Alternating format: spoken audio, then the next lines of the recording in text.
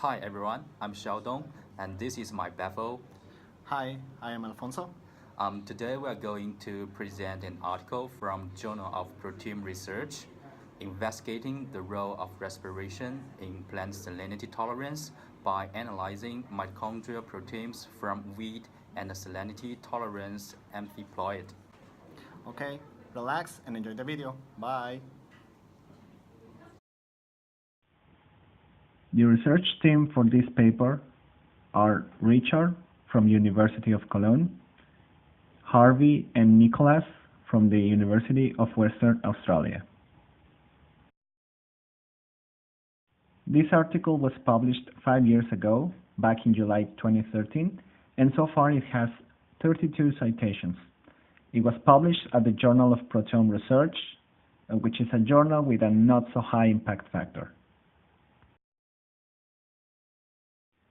This research was about the comparison of two different wheats, commercial versus salt resistance, in a high salt environment. It was found that the proteomes in the mitochondria for the two types of wheat are quite different. Now let's continue with the introduction to understand why wheat and what's the final goal of this experiment. The main approach of this research was to study the link between the respiratory function and the high salinity tolerance.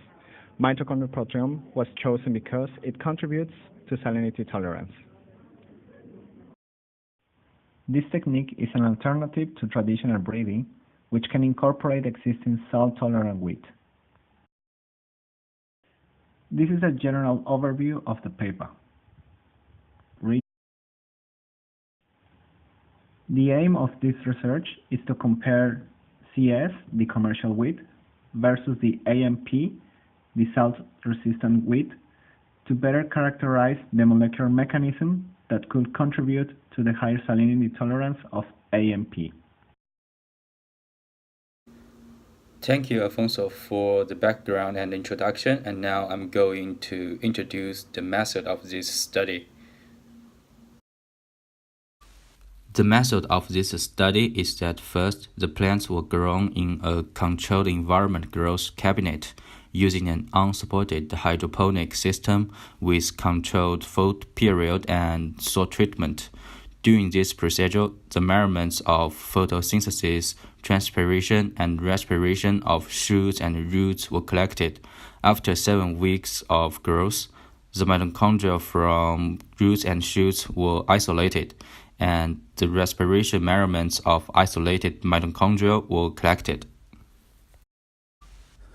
Next, for quantitative proteomics on isolated mitochondrial samples, protein from shoots and roots were precipitated.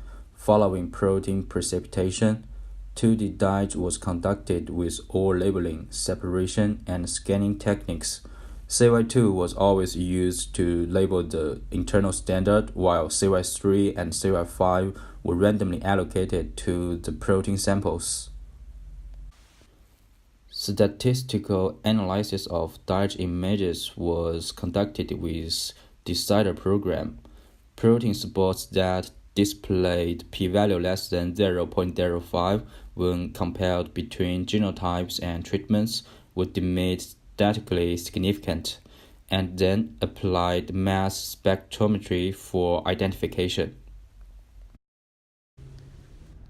Remember, as we saw in this week's lecture, with the example of the tomato plant, 2D dye can be used to compare two different proteins. One sample is labeled with one color green and the other one with a different color red. When combined in the same gel, it is possible to detect similarities and differences in the expressions of proteins in the two samples. This technique allows a visual representation of the proteome of a sample, and it makes it easy to compare it with others. At last, immunoblotting was applied for detection of specific proteins. And now let's move on to results of the study. This table shows how good wheat grows, CS, which is the commercial crop, and AMP, which is the salt-resistant wheat, in the presence of salt and in the control. The mass was measured to quantify how much it grew the plant in every environment, between the salt and control. It is important to mention that a strict statistical approach was used for this paper, and it did consider the effect of the salt, the genotype, and the combination of both, also known as interactions. The respiratory response to salt treatment was measured after 5 days and 7 weeks. By considering both samples, the team is able to differentiate the short-term adjustment from the long-term adjustment. In terms of maximal activity, there were no significant differences between the genotypes or according to the salt treatment.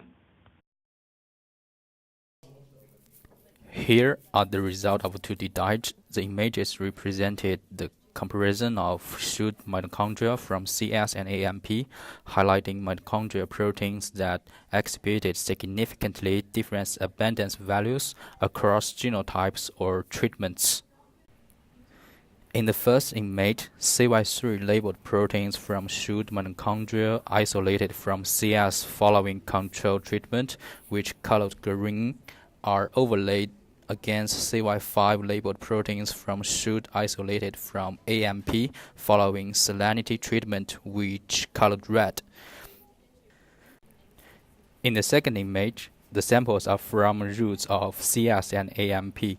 CY3 labeled proteins from CS following salt treatment, which colored green, are overlaid against red AMP sample following salinity treatment labeled CY5. All the marked spots are mitochondrial proteins that displayed significant abundance differences between genotypes or treatments.